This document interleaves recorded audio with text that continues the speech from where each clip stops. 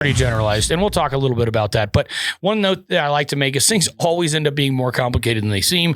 We started with short and long day plants, and we ended with short long day plants and long short day plants. What the hell's going on here? Anyway, many flowering plants, which are also known as angiosperms, use a circadian rhythm, as was mentioned before, together with photoreceptor proteins such as phytochrome or cryptochrome to sense seasonal changes and night length, or as we know, photoperiod, which they take as signals to flower. And a further subdivision, obligate photoperiodic plants. Again, it's going to get more complicated. We thought it was simple. We're Jug Dealers, we're the podcast you need in your feed, teaching the game like you never seen.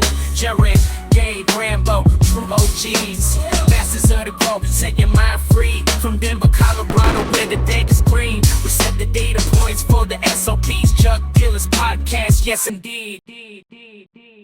Hey, everybody. Welcome back to the Jug Dealers Podcast, where we discuss all things cannabis and lifestyle related, brought to you by the good people at 5E, and now also available at jugdealers.net.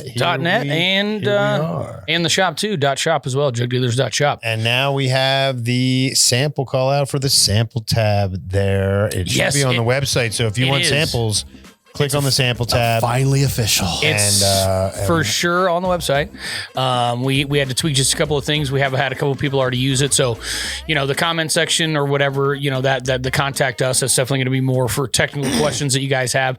And then for sample specifically, hit that tab. There's a little bit of a form to fill out. Tells us a little bit more about your grow. Yep. And then we'll get you jugdealers.net/samples, plural. So samples. with an S. Samples. Like two S. Like the band. And I also, don't forget to hit that subscribe button as well. We're steadily building our listenership. So thank you guys so much for tuning in again. I think we've got another exciting episode for you. It's funny because it seems like a lot more people are talking about it now. I feel like for us, I've been talking about it for years, especially as I came out of commercial. And of course, I, with my history of helping get Gavita off the ground years ago and working with Jair for many years and all that, and that crew. So it is interesting to see some of these one, and we'll get into this, but some of the research that's actually happening, which, there can be some limitations to that, as we well know. You answer one question and 10 more. And there's not, I think one of the things, and when, right off the rip, I want to say this, there's not the level of research out there that just has been done on so many other crops. When we were in Holland and we saw the tomatoes and the chrysanthemums, hundreds of years at this point, and so much technology has gone into that one crop. And here we are growing so many different varieties of what we have. Which I haven't thought about even getting into that at one point in time. This touches on it a little bit with some of the light stuff. It does, but even like talking about, species versus cultivar, versus like, is this what's the right terminology? What is this? As my old partner used to say, and I think this one stuck, and I'm pretty sure he came up with it. He's like, let's just call them strandivars. Strandivars. But is it a strain? Is it a cultivar? Is it a strand? Anyway, that's literally a whole other episode. But as far as what we're going to talk about today, let's just give them a quick outline. We're going to talk about photoperiod. We're going to talk about short versus long day plants, day neutral as well. Which I thought was interesting because it's definitely something you see in cannabis that I don't think a lot of people think about. Yes, I agree. And just some of the light and part of that I want to do, because we have been dancing around a little bit about light manipulations and how that can be used in a good way and in a bad way. Also wanted to talk a little bit about light quality and light quantity. And again, we're going to touch on some of these subjects that literally could be fleshed out into an whole episode, and maybe they will. You never know. Also talk about inductive photoperiod because that's pretty specific to our plant. And then don't want to leave out old auto flowers, because that's, it's day neutral, right? So, and it's something that's you see a lot of people on the East Coast that do auto flowers before they'll put in their photoperiod plants for the fall. You know what I mean? Hey, look, I'll tell you that I don't have any experience with them, but it is a subject matter that we've been talking more and more and more about. And then I also wanted to finish off with a little bit about light leaks and, whether there's even a potential, is that a myth? Is it not a myth? Again, we'll go down that road. I'm not making an opinion on that currently. I'm just, that's our outline. Look, man, this is one, this is one you definitely put a lot of research into, when I read the outline for this thing. Cause I think that's one of the things I really enjoy about doing this show and our show in general is like, you know, we're kind of learning with you guys in some aspects or at least kind of expanding the knowledge that we have. And so when you sent me this and I kind of went over it, there's a lot of stuff in there where I was like, okay, like, and there's some stuff I don't agree with, but there's a lot of stuff where, you know, it makes a lot of really good points. And I think one of the goals is to open up other questions for people to then go, hey, that I'm curious about that. I want to go down that rabbit hole and whatnot. And so there should be plenty of opportunities for that in this episode as well. One thing I love about this format is I think as this show has evolved, it's been kind of listener driven topics, you know, where we've seen enough people in the comments have been like, hey, you guys should talk about this. Hey, this is kind of interesting. And this is, I think, one of the things I've really enjoyed, you know, when you came and said, hey, let's do an episode on this topic. You know, it was kind of like, oh yeah, this is listener driven and, you know, pushing and keep that coming. Keep the listener questions coming. You know, you're going to see us, you know, consistently doing a question driven shows.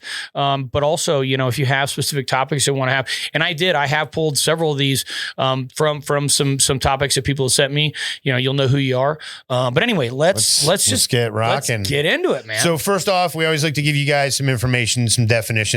You know, first off, we're going to start with photoperiod.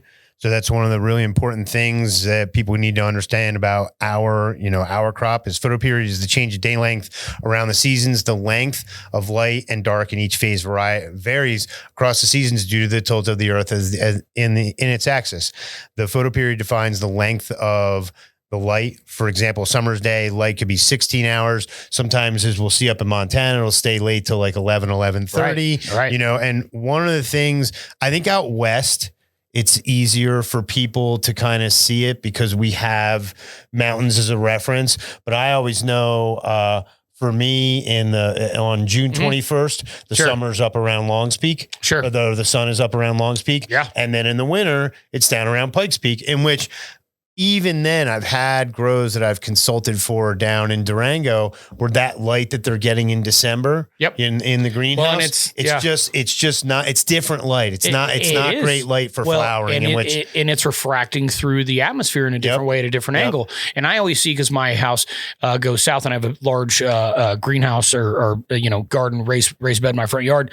And I always know based on the trees, not necessarily, but I see it move, you know, up and down in the horizon. So obviously, if you have 16 hours of daylight, which is a lot of daylight, you're going to have 8 hours of dark. Now, you know, we're not mathematicians here, but we're pretty sure about that. I'm not an whereas you know, the flip flop of that could be you know, the opposite, 8 hours of light with 16 hours of darkness, right? And obviously that's going to trigger a short day plant because you have a shorter day, longer night, and we'll get into that. Talk about photoperiodism a little bit for people. Yeah. So photoperiodism is the physiological reaction. So keep in mind that's the physiological reaction of organisms to the length of light or a dark period. It occurs in plants and animals, actually. I thought that was important to mention that the circadian rhythm aspect of photoperiod and photoperiodism is something that exists in animals as well. We obviously have a light and dark that we live with. People know, you know, it's like you could be dead dog tired at, you know, 5:30 in the morning, then that sun comes up and all of a sudden, wow, all these things come flooding through. That's a problem people in Alaska will generally have. And they have to have mood lights and all that. Yep. Plant photoperiodism can also be defined as the developmental responses of plants to the relative lengths of light and dark periods. They are classified under three groups, as we mentioned earlier, according to the photoperiods: short day plants, long day plants, and of course you can't forget about day neutral plants. And that's one of the reasons that we did talk about autoflowers at the end. So we're going to discuss all that in detail later, but just to give you a little bit of history, why don't you run them through that, Gabe? You know, we love giving them the history. Yeah, we love giving them the history. No, I think it's the important part. I think that's the thing. That's the thing I always kind of get off on is, you know, no, we're screwed. This was edit. But you look at the dates here. This was only 100 years. And honestly, this is why I like to put this stuff out, because you also make a good point about for the record. Not only is, I mean, our plant research is nothing, but even like general plant research is very new. It's very infantile. So in 1920, W.W. Garner and H.A. Allard published their discoveries on photoperiodism and felt that it was the length of day photoperiod that was critical. But it was later discovered that the length of the night was the controlling factor, and that is what we call the scotoperiod. Scotoperiod. And that's one of the big things, Doesn't get talked about enough. It doesn't get talked about enough. Photoperiodic plants are classified by day length, even though night is critical factor because of the initial understanding about daylight being the controlling factor. And understand, we outside only have 24 hours to play with. Right. But when you're inside, you can manipulate things that. In which, if we have time and maybe at the end of the episode, I'll talk about it a little bit because I've definitely seen some things over the years, and there's definitely some stuff going around nowadays where people are talking about doing.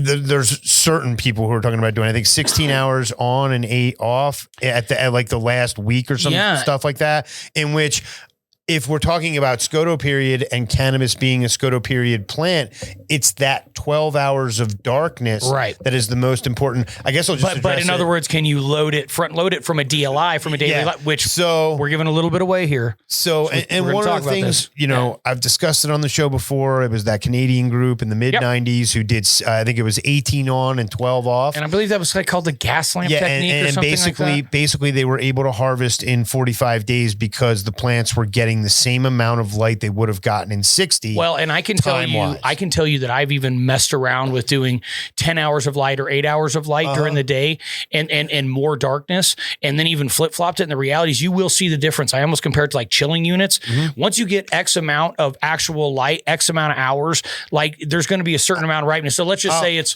1,000 hours, not really the 12. You know what I mean? So anyway, we're going to, I would cut like GMO. I would cut down to 11 hours, like after, let's say, 10 weeks, because 11, 10 and a half, because it will help it ripen faster, but and it's going to help with stretch and things like that. So you can do diurnal temperature variations. You can also do photoperiod manipulation. About that in the past. But we're getting a little bit off topic here. So anyway, so I did think it was very funny. And I just want to mention that real quick before we go on, just the fact that we still know it as critical day period, even though it's critical night period. Why? Because it was screwed up to begin with. So hell, we're Americans, damn it. Wee going to stick with it. Scotoperiod. We're only a few minutes in and I'm already learning. This is bam, we dropping knowledge bomb. Okay. Along with long day plants and short day plants, there are plants that that fall into the dual day length category, which I thought was kind of interesting. And this actually was something I didn't really have a lot of knowledge about. No. These plants are either long short day plants, LSDP, or short long day plants, or short long day plants, SLDPs. So short day plants. That's got to get us banned somewhere. So long short day plants actually flower after a series of long days followed by short days. Hence, long short day, whereas short long day plants flower after a series of short days followed by long days. I know that sounds a little bit confusing. We're not really going to get tied up into that, but it's just like, wow. Again, everything. There's different rabbit holes. And bottom line, each plant has a different a different length critical photoperiod. All plants, not just within our categories, or again, as we now know, critical night length. Well, and just as an example, here in Colorado and a lot of places, I'll see, outdoor cannabis plants flower anywhere from, we were talking about this yesterday, July 25th to like August 7th. Right. So like, and I've had people hit me up, I had Groovy Grows hit me up and he goes, hey man, some of these plants seem like way further along. And I was like, they probably started flowering earlier, which means not for nothing, they'll probably finish early. Well, the 18 and 12 thing, we just kind of put that as, we know it's going to be there. It's pretty generalized. And we'll talk a little bit about that. But one note that I like to make is things always end up being more complicated than they seem. We started with short and long day plants, and we ended with short long day plants and long short day plants. What the hell's going on here? Anyway, many flowering plants, which are also known as angiosperms, use a circadian rhythm, as was mentioned before, together with photoreceptor proteins such as phytochrome or cryptochrome to sense seasonal changes and night length, or as we know, photoperiod, which they take as signals to flower. In a further subdivision, obligate photoperiodic plants, again, it's going to get more complicated. We thought it was simple.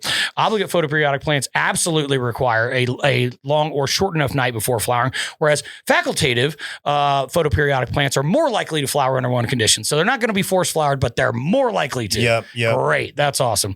Again, it's always more complicated than it seems. I mean, well, we're a short hair long. You keep going down the hole. So the bottom line is each plant has a different length critical photo period. Bottom line. Like I was just giving that example, you'll see tomato, anything you grow outside, you will see just has different, propensities to want to do different things. And then some of our neutral. And we are going to have examples of all these as well. Josh, if you could move up the outline just a little bit, my friend. Perfect. Right there. So photoperiodism, you got a photoperiodism, as we've said, is big words. That's a lot of big words. Is the response to changes in day length that enables plants to adapt to seasonal changes in their environment. The best studied example of photoperiodism, and I think the ones that everybody's plant or head always jumps to, is of course flowering. But other responses in day length include bud dormancy and bulb and tuber formation. So there is a lot more going on with that. And even as mentioned, I think a little bit later, even leaf fall and things like that. So abscission layers being created. So you actually have, that senescence being created in the fall, things like that. So let's talk a little bit about these photoreceptors. So basically you have phytochromes and they come in two forms. Yes, they do. They come in red and they come in far red. Red is what's present during the day, converts phytochrome to its active far red, which then stimulates various processes in germination, flowering, and branching. So that's why you see a lot of these people doing this manipulation with just some of these reds and some of these far reds. And I like to think of it like this. It's like a building up and then a degrading process. So if it builds all the way up and in the same time is able to give the time to convert all the way back, it knows it's even links. Yeah. If it's going like this and then going like this, I mean, I know that's just how I've always kind of used it in my mind. But anyway. Well, this system of, phytochrome red and far red, or phytochrome far red to red conversion allows the plant to sense when it's night and when it's day. Phytochrome far red can be converted back to red by a process known as dark reversion. Now it's getting trippy again. We're getting complicated. Long periods of darkness trigger the conversion of far red. This is important in regards to plant flowering. So I know sometimes people will do long, like even a reset, like a full 24-hour period before they go into flowering, coming at 18, things like that. And I've always thought that made a lot of sense because for sure, you're like resetting. Well, and even when we talked to our friends over at Vakinen, they had said a lot of even not just when the lights are off or when you're not using the rest of your full spectrum lights, but they had said how realistically it's not just one red, it's a combination. Yep, absolutely. So we do have a nice graphic that we brought up here. It talks a little bit about long day and short day plants. And this is something we could even post if you wanted to. Again, kind of shows that build up and then that breakdown. So again, phytochrome red converts to far red during the day, then it slowly reconverts to phytochrome back to far red during the nighttime. Far red to red, red to far red. Anyway, when nights are short, an excess amount of phytochrome far red remains in the daytime. And during long nights, most of the phytochrome far red is reverted back to phytochrome red. Again, then we know that it's even day and night lengths. So that's phytochrome, right? So cryptochromes are another type of photoreceptor that is important in photoperiods. And this one I wanted to mention specifically, and you'll see why here in a second, because cryptochromes absorb blue light and UVA. Yep. So when we talk about something like our UV light that we know has UVA, UVB, and a little bit of UVC, this is obviously going to really help get that flowering triggered faster. So using products like Decision, which we do to initiate flowering as well, from essentially the substrate side, or let's say the feed side, you can actually do things like not only add in that red, which is why we've always classically seen that change from blue to red when it goes from veg to flower, but also using things like UVA to really make sure that's triggered. And again, thought that was quite interesting. There was that, as I mentioned before, there was that grow I had seen in Maryland where they were using it right on their clones. Yep. Like I want to say maybe an hour a day. Yep. The first 3 days as they came out of it was very specific SOPs. Yeah, it was very, very, very specific. But I that's really the minutia and the nuts and bolts it's a good one. Just feels very tactile. Right. But that's really where we need to get down to. And I think one of the biggest things is there's so many to go through. There's so many different cultivar that just are going to respond differently to these stimuli, and different, each different thing. And as you and I know, when we talk about science, you change one thing. Well, You change one thing, it's 4 months before a result. It's never just phytochrome. Yeah. So it is an interaction of phytochromes and cryptochromes. It's really telling a plant when night and day is.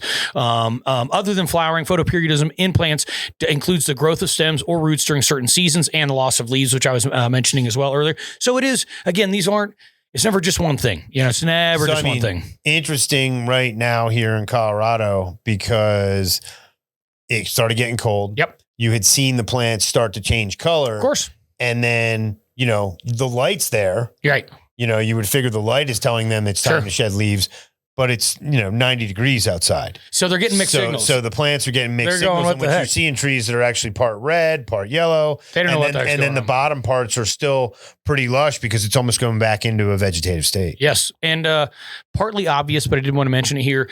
Obviously this is a scenario where artificial lighting, which we obviously use indoors, can be used to, even take, or in a greenhouse situation or whatever, I was just about can to be say that. taken and take whatever that day length is and lengthen it Some out. of So our that we do. friends up in Massachusetts, Vermont, Durango, they're all using that outdoor lighting to either supplement because they're not getting, Of course. the par in the summer, 3,000, 3,500 UMOL. Sure. In the winter, I've seen it as low as, I want to say, like on a cloudy day, 450 in the greenhouse. So at that point, you've got to use it.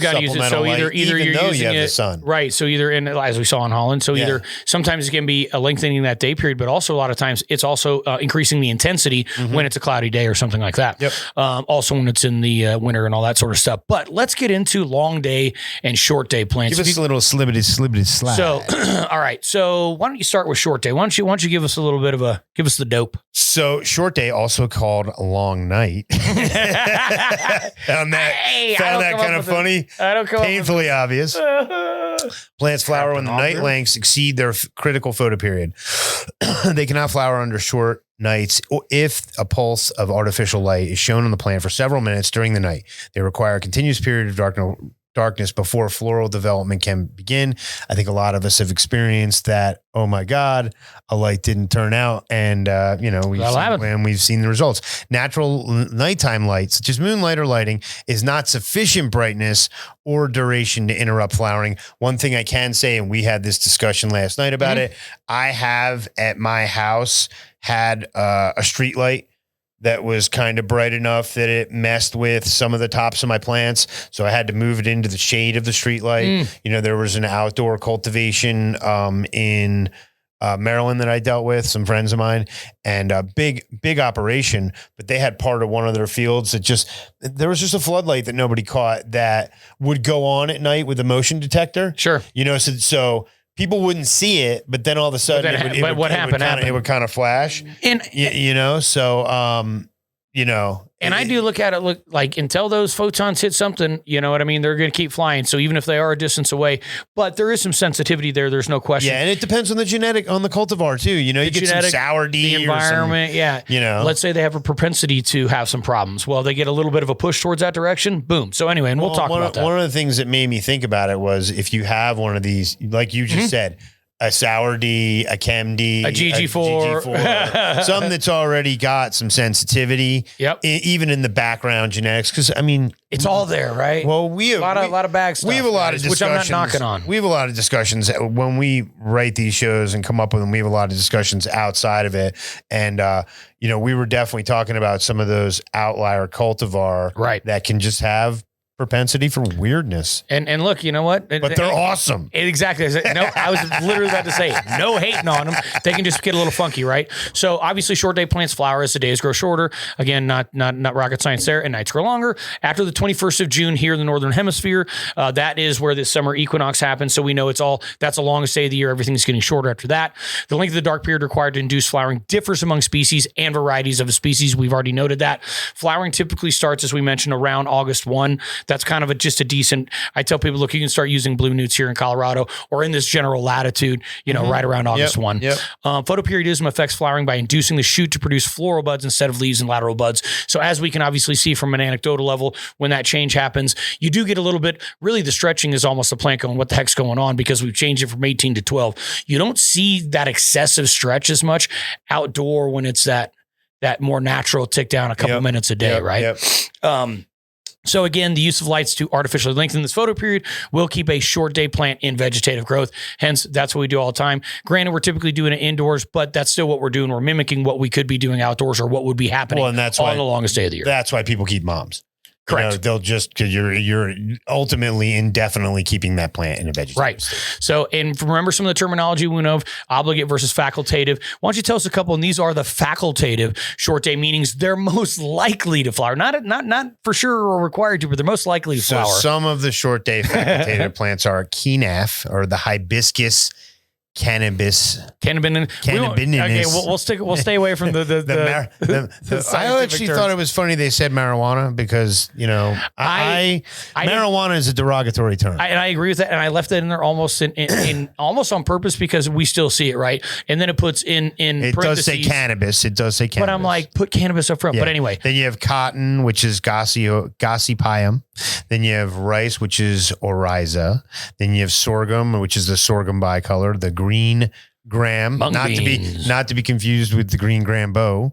Mung, also known as. why are you gonna make me say this? We're gonna get banned. Why? The mung bean, the Vigna radiata. We might get in trouble for that, dude. I don't think we're getting in trouble for Vigna. And then soybeans, which is the glycine max. So if you could bring up, okay, so just to be really clear of how this works, right? And if people are interested, you can find these very easily online.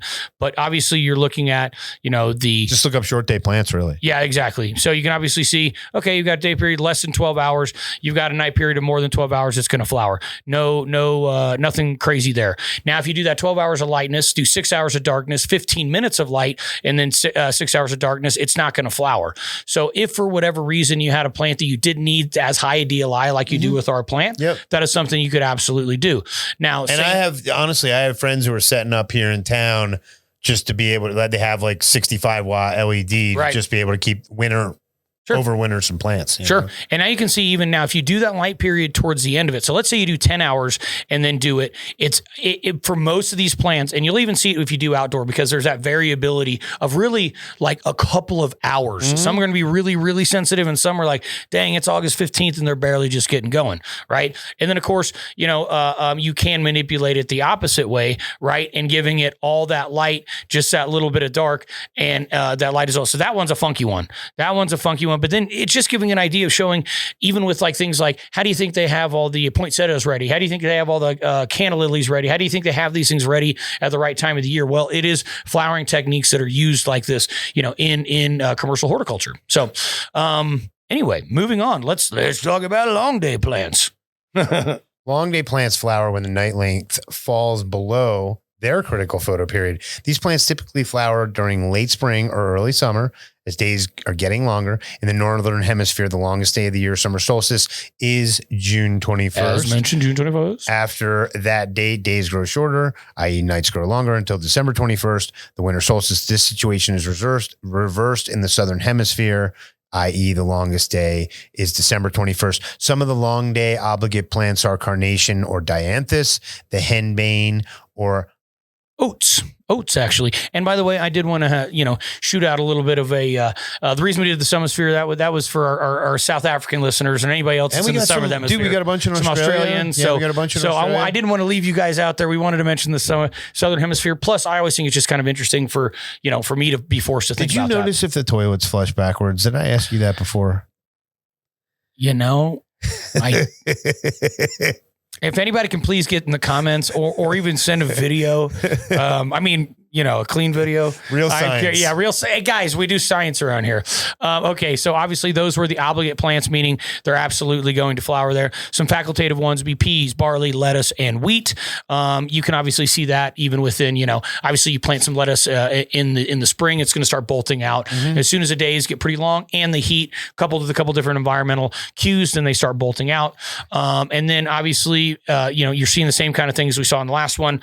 These are long day plants, meaning they're going to flower flower with longer days. Obviously, it's a flip-flop. It's not going to flower, but you can still do some light treatments on there as well to get them to flower, even if you are actually doing a less than 12-hour light period. So again, all these are readily available. If anybody has any questions, this is a fun one to always kind of look at. Honestly, I remember the first time I looked at these in class, it's a little bit tough to wrap my head around because you just go, wait a minute, I don't get it. But we are going to talk about that just here in a second, as far as like, you can literally flip-flop back and forth and do, it's called the toggle effect. It's like, you can really, really mess with them if you want to. And you got to figure a lot of that just over millions of years of evolution has happened because of the proximity to the equator. Sure. And obviously if you're in South Africa, so basically if you're at the equator, you're going to see closer to 12. Exactly. All the time. And I always like to think about, well, what happens in nature? If somebody's doing something wacky, like what happens in nature? Or, is there any way for me to explain it with science? Like, okay, I see that it's a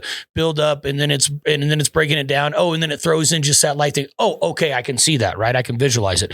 But hey, let's not forget about our friends. Let's not forget about the day neutrals, baby. Let's not forget about the day neutrals, right? So day neutral plants such as cucumbers, roses, tomatoes, and ruderalis, or as we know, autoflatter and cannabis. I don't know a damn thing about ruderalis. I'm still here. I'm still learning, but they obviously do not initiate flowering based on photoperiodism. Instead, they may initiate flowering after attaining a certain overall development stage or age, or in response to alternative environmental stimuli such as vernalization, which is a period of low temperature. And that's something you see even with like potato storage or onion storage, typically like tuber storage. Vernalization, he comes in, or even as I mentioned before, chilling units with like bud break when it comes to like apples or other stone fruits. Lots of cool stuff out there. This one, I wasn't able to get it to blow up a whole lot, but kind of wanted to just show like, yeah, dude, it doesn't really matter, man. Like it's long day, short day, whatever. It's vegging and then it just starts flowering. Just doing its thing. So let's move on real quickly to light quality, because I want to talk about quality and quantity. We do talk a little bit about daily light integral, et cetera, here in a second. But light quality refers to wavelengths of light that we perceive as a color spectrum. Broad spectrum lighting contains multiple wavelengths of light and is visible as white light, as we know. Plants continually analyze light quality to guide their physical development. Experiments with different colored lights reveal that red light produces the strongest photoperiod response. And that's something we'll even wrap back around to when we talk about light leaks. Like, is it going to matter on color? You know what I mean? This is one of the things I think we've kind of hammered on for so long, especially with DLI, quality of diodes, light spectrum, the importance of it, all the things that go into it. I think it's just so important because ultimately that's what's the horsepower for the plant. That's what we talk about all the time. What's the food, right? What's the food? Everybody's like, oh, my nutrients are the food. No, they're the vitamins. I mean, what is the food is the light. Yeah, and if you really want to look for something, it's the free elements, which is going to be carbon, hydrogen, and oxygen. Those are the ones that if you really want to look at it, because that's what's made into 90% of the plant. Well, 45 and 45%. It's also what energy is. So you know what I mean. So that's what they're making. They're making sugars. So that is photosynthesis, is the making of sugar. So you take the power from the sun, you harness it, you crack it together, and you put it in a nice little sugar chunk, and that's food. That's an autotroph. Here we are. This is plants. So anyway, excuse me. Sorry about that. As we learned earlier, a cannabis plant that is exposed to 12-hour photoperiod will not flower if there is a 10 minutes. It only takes 10 minutes exposure, but that's actually still quite a bit. Start your watch for 10 minutes and just sit here. It's going to feel like a long ass time. I'm telling you right now. And again, that's 10-minute exposure to red light. Only needs to be of moderate intensity near the middle of the scotoperiod. And one of the reasons that matters, as we saw before on that chart, if it's too late in the period, that at 8 or 10 hours, depending on the variety, that may actually be within its critical night period, turns out. If the red light exposure is followed by exposure to far red light, this is where I thought it got really interesting. If the exposure to far red light have a similar intensity and duration, the plant will flower as if the red light interruption never happened. So you can literally turn on, wax on, wax off. Like that to me, I'm like, wow, but that also just proves that you have this building up process and this degradation process. And that's how it's, so if you degrade it to the point where it doesn't know what happened.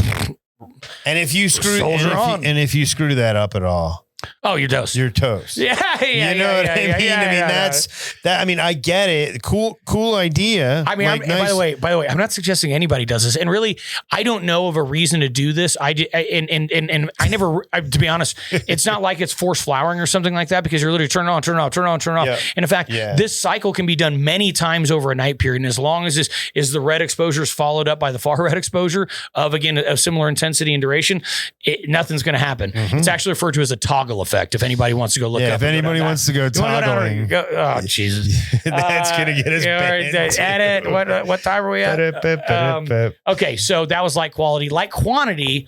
Why don't you tell us a little bit about that, Gabe? You know, the light quantities of plants' photosynthetic potential is determined by the cumulative amount of light received each day. Cumulative amount, and that was something we were alluding to before. It's not in the moment, so it's not necessarily micromoles per second. This is over the whole day period. You know, so the metric by which light quantity for horticultural production is measured is known as DLI. Daily lighting integral. I think that's where, our partners maybe got the name. This measures the factor of light intensity multiplied by the photoperiod duration and is expressed in moles. So DLI targets are determined for various crops based on the point at which additional light no longer has a linear effect on yield. So basically it cannot process. Yeah. Once it flattens out, the plant, the plant can't use anymore. For many crops, this target represents the point at which additional supplement light becomes uneconomical. So obviously when we were in those warehouses or those greenhouses in Holland, they know exactly what that number is for that exactly what that crop is. And there's no question. And I think one thing a lot of people, I don't want to say I'm not even going to give my opinions on under canopy lighting. I'm not saying it's good, bad, whatever. But one thing that people need to understand is plants, if they're utilizing up top, they're going to send it. Yeah, there is some translocation is what they actually call that, translocation of nutrients, et cetera. However, I mean, there is some proving too, all these parts of the plants are photosynthetic. So some underside of the leaves. So bigger, leaf that might be feeding the whole plant, whereas like the leaf that's directly attached to the fruit is feeding that fruit. But anyway, I did think it was worth mentioning, what DLI is for different plants, right? Mm-hmm. Because this makes sense, cannabis, what is it, and that even makes sense why, if I have really, really good morning light, your DLI can get hit within 5 hours of really good morning light. Doesn't even need much. Maybe it's behind a tree the rest of the day. So the DLI target for like tomatoes, right, is 25 to 30 moles. Mm-hmm. Okay, so not bad. Cannabis, very light living crop. It has more like double that, like 50. So it's a lot. It's important to understand that plants will perform based on their limiting factors. Remember, we went through a whole episode about this. An additional light will not. Light. Yeah. You don't have the right environment. You don't have blah, blah, blah. And then also Liebig's Law of the minimum, right? Yep. Additional light will not improve performance if it's limited by other factors, right? Unless these cultural conditions are met. So again, think about Liebig's Law of the minimum. I know we did have an episode on that. It was quite an early episode, actually. So yeah, I don't know, maybe Rambo, if that's pull-upable, but yeah, you can go check that out. It's probably within the first 10 episodes. So we're getting towards, some of the funkier stuff, right? And some of the stuff that's more, we like to kind of start with a wide net and then move it really towards, our plant funnel it down, right?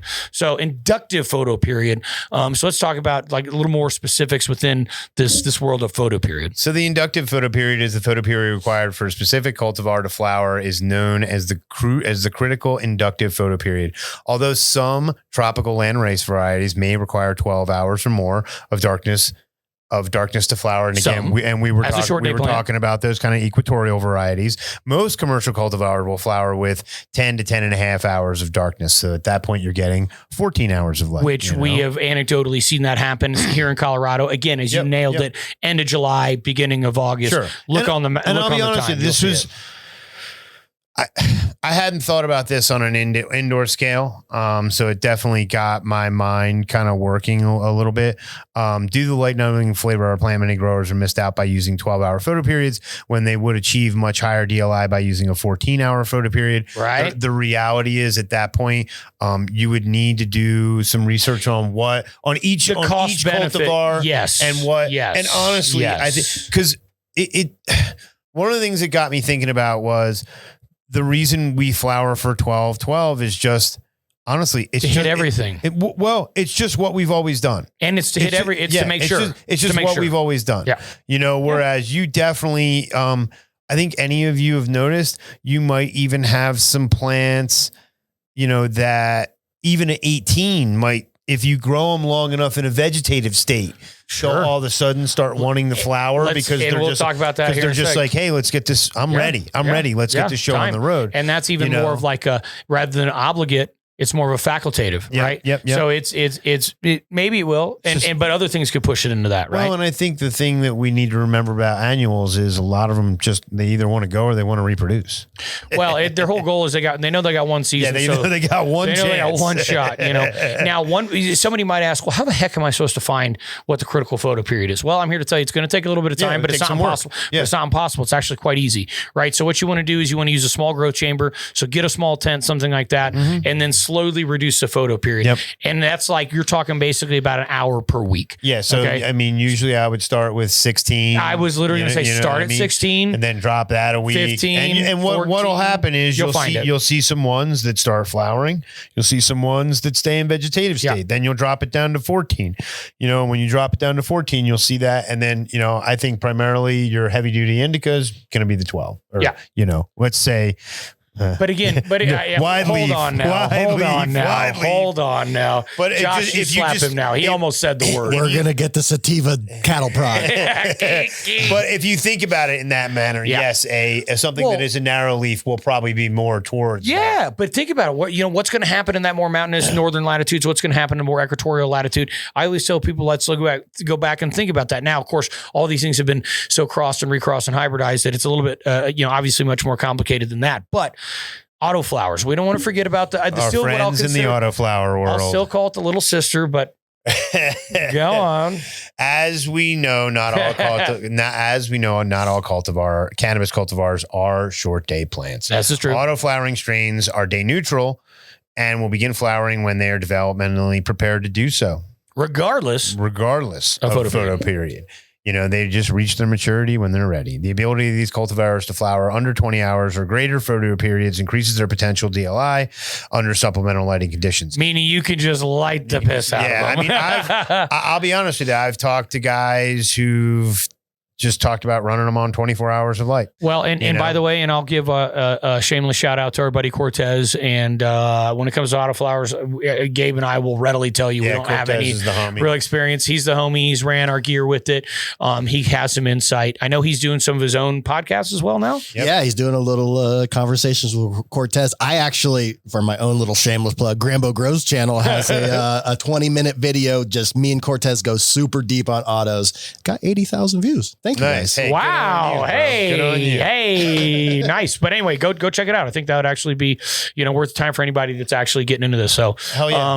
Anyway, so I found this to be interesting too, right? So as this type of germplasm is further developed, it may eliminate the requirement for cannabinoid producers to even install blackout systems. So and basically and I read a couple different articles. It was alluding to the fact that there are some things from a commercial standpoint that could be really useful when it comes to a day neutral aspect of it, right? Here's what I'll say from experience.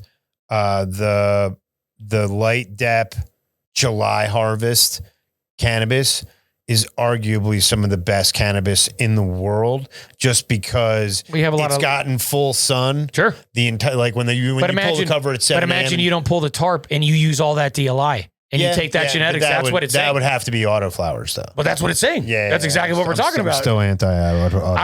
We're talking about autoflowers here. I mean, I don't know if pay attention to Here's my biggest problem with the autoflower. Here's my biggest problem with the autoflower. You can't clone it. You can't. It's not replicatable. But a lot of people think about it from a commercial standpoint. Maybe they just want seeds. Maybe they want that something that's very, very replicatable. I don't know. In my mind, if you're doing it out there. My mind, if you're doing it for extracts, sure. But if you're doing it for flower. One fascinating thing I found about the autoflowers, you can't clone them to keep the progeny going. No. But if you have a mother plant of auto, you can clone little autos that are still in that photo period. And you can actually take one plant and make it 20 with clones, but then they won't keep going. They'll just flower those little ones. Okay, that's just weird, Gabe. That's fascinating. Okay, hold on. What?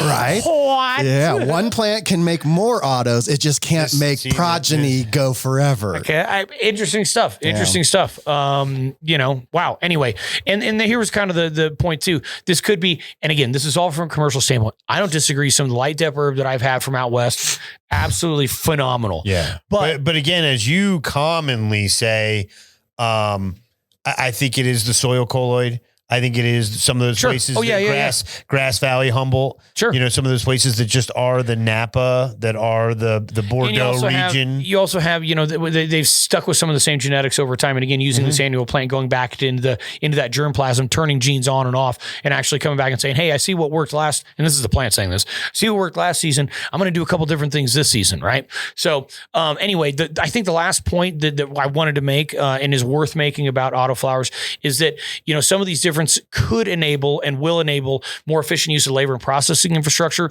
which could provide some marketing advantages when it comes to commercial. But I would think that would be more for extracts and things like that, not necessarily for the fresh flower market.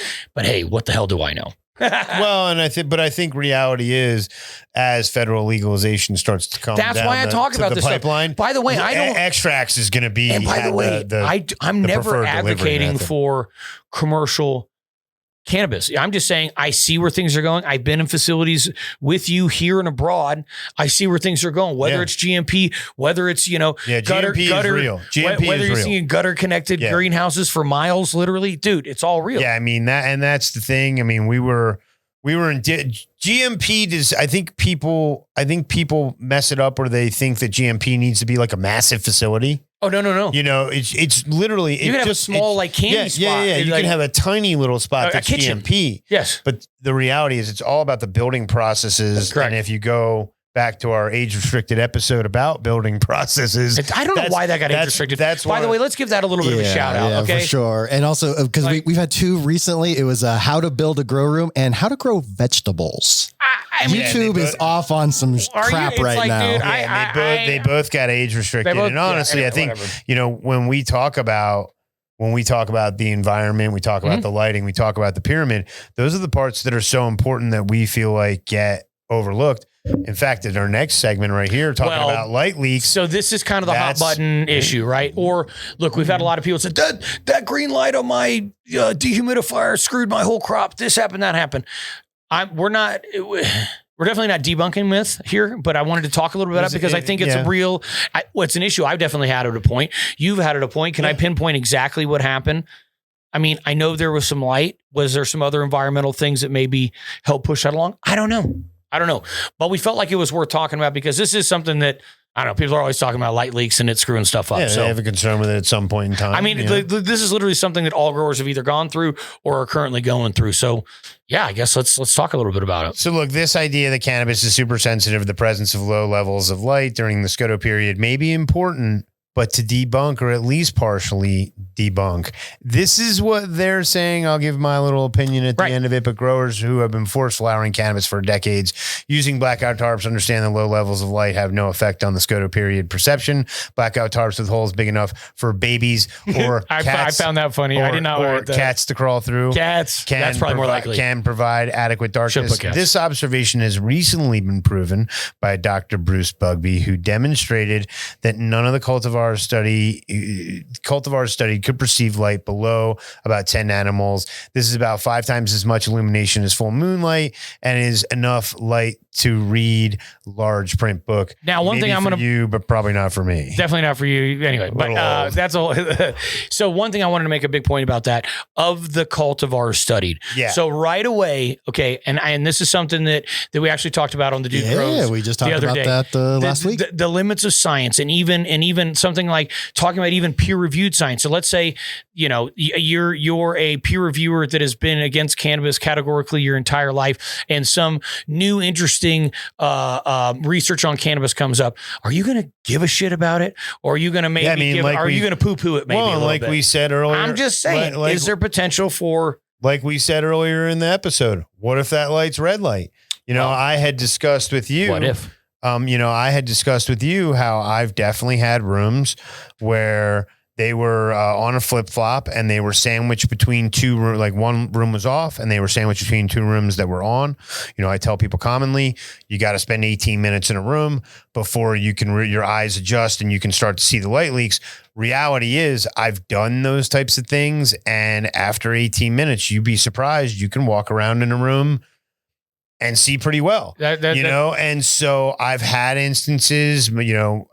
There was a grow I worked at here in Denver where the OGKB, it wasn't every genetic, but the OGKB definitely had some type of sensitivity. Well, and now, I think while that might be, they might say, hey, you need 5 times light for the, per the moon. Reality is the spectrum that comes from the moon may be different than the spectrum that comes from the HPS lights in the room next door. Again, I think that brings it down to the point too, those limiting factors with science. And this is, Scotty and I talked in depth about it. Shout out to the dude Grows, talked in depth about it, where those flaws happen to be. So maybe you have biases against the research, right? That's very possible. It's peer reviewed. What are these peers? Where are they coming from? We're talking about something that's still considered controversial, especially to the old guard. How's that going to be treated by the scientific community? I think that's worth mentioning. Even something like, let's say, a totally different example. Let's say in paleontology or say archaeology, let's say I go and I question the official narrative on the pyramids and how they were created. You think that community is just going to be welcoming me and say, hey, come on in and tour them up. Tell us about what you think. Ask Graham Hancock about that. Graham Hancock can tell you they are not open to that. As it turns out. So I use that same example, like, guys, this is some cavalier shit. Okay. This is cannabis, right? So when it comes to so that's one thing. So maybe there's bias. Okay. So the other thing is,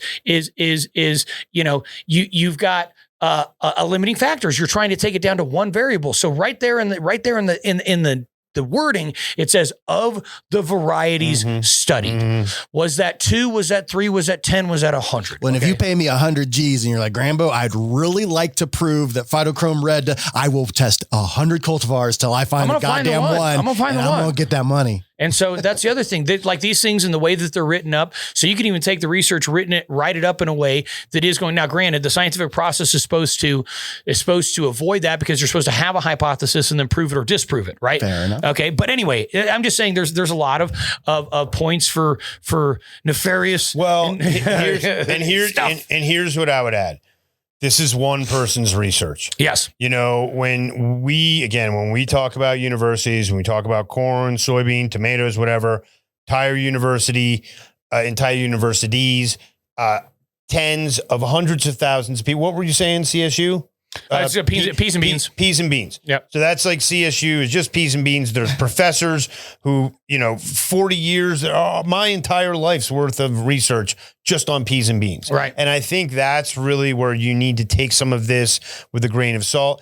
I'm not saying it's not great information. Totally. I'm not saying it's not something that should send people down the rabbit hole to do their own research. Do your own research. But the reality is, I would take some of this with a grain of salt because it's not the Bible. I personally believe in the meeting of the minds, just like a organic approach. I believe in the scientific approach and then bring in what my very good friend over here, Mr. Grambo, Mr. Josh Graham behind the glass, coined to me, and I'm freaking using it.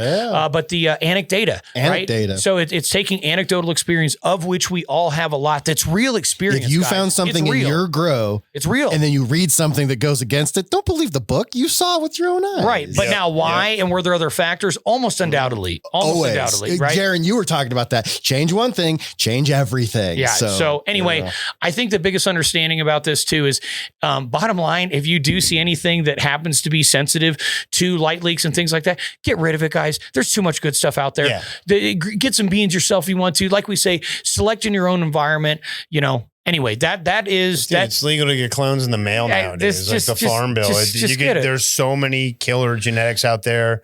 So as you guys know, normally this part of the show, we like to say all these things we've been talking about, and how the heck does that relate to any 5-8 products? Well, normally we're talking about plants and enzymes or fertilizers or this or that, but today it's about lighting. So You know what we're going to talk about? We're going to talk about DLI, baby. Dutch Lighting Innovations, which, wait, what do we call it again? Oh, one more time, Gabe? Daily lighting. Check it out at DutchLightingInnovations.com. It is, I like to say all the time. You go to DLI.nl. Yes, DLI.nl. That's going to give you the full site, the full Netherlands site. Gabe and I have seen with our own eyes. We've been to the production facility. We've seen huge places that are running these lights. Thousands, tens of thousands. It is a full lighting company. I like to make that. This is not an LED lighting company. We do have DEs available. We have bulbs available. We have different styles of LEDs available. We have the Zenith that's coming out that you will see in Vegas. So I'm going to throw that out for the first come and see it, come and get it. And we have a couple over on JugDealers.shop if you guys want to go check it out. We do. There's a handful available. And of course, the new 150 watt UV, which that was one of the reasons that I mentioned earlier, being that triggering flowering, get a little bit faster because it does, UVA has been proven, scientifically proven, to help trigger flowering, among other variables and other signals as well, of course. So don't sit there and beat me up over it. And then, of course, special mention about Rhizium. It is on the website now. It is purchasable. You can go to .shop. You can get the Rhizium. We've got it in all sizes. Roots on a popsicle stick. Come and get it. I like to say it's more of a root proliferator than a root initiator. So it is for after the roots have started initiating, you're actually focusing on the root hair production right there in the rhizo sheath. It puts out the bushiest. Gets her done. It puts out the bushiest roots. It's awesome. Move up I think we just got a couple little shout outs left. Actually, you know what? First off, this is, we will be at Michigan Matt, and it's called the Metric Mash. And you can get on Michigan Matt's website. You'll see all the commercial people that are going to be there. It's going to be dope, dude. It's going to be great. It's going to be super dope. It's here in Hazel Park, Michigan. It's October 24th. Come and see it. We can put something up. Maybe I'll have Grambo shoot up his page as well. You guys can go see. So I did want to give out, and obviously I think we did, I gave Gabe a nice shout out recently for another thing he did, but Gabe actually just got back, and you can go check him out. G Money Love. You can get some great pictures of his very amazing experience of doing the rim to rim hike at the Grand Canyon. Maybe just give us a little bit of, for people that haven't done it or are curious about it, he is willing to talk about it. He definitely learned a bunch of stuff there. So, yeah. So basically, a lot of the Western U.S. was under the ocean for millions and millions of years, hundreds of millions of years. There's in the Western U.S., for any of you who live outside the U.S., because I know there's a lot of you, we have a section out in Arizona where basically two plates kind of move together. And the Colorado River for the last 5 million years has been cutting its way a mile down and made this beautiful canyon called the Grand Canyon. One of the more amazing. There he is. He's getting it done there, boys. One of the more amazing things was the bottom of the canyon. Two things. The bottom of the canyon is 1.6 billion years old. So it's some of the oldest exposed stone on the earth. But then kind of down towards the bottom, but you can't see it from the top. There's a place called the Great Unconformity, in which there's about 1.3 billion years worth of history just missing. So you have 500 million year old rock on 1.6 million year old rock, or 1.6 billion year old rock. It's the Anunnaki. So it's aliens, bro. It's amazing down there.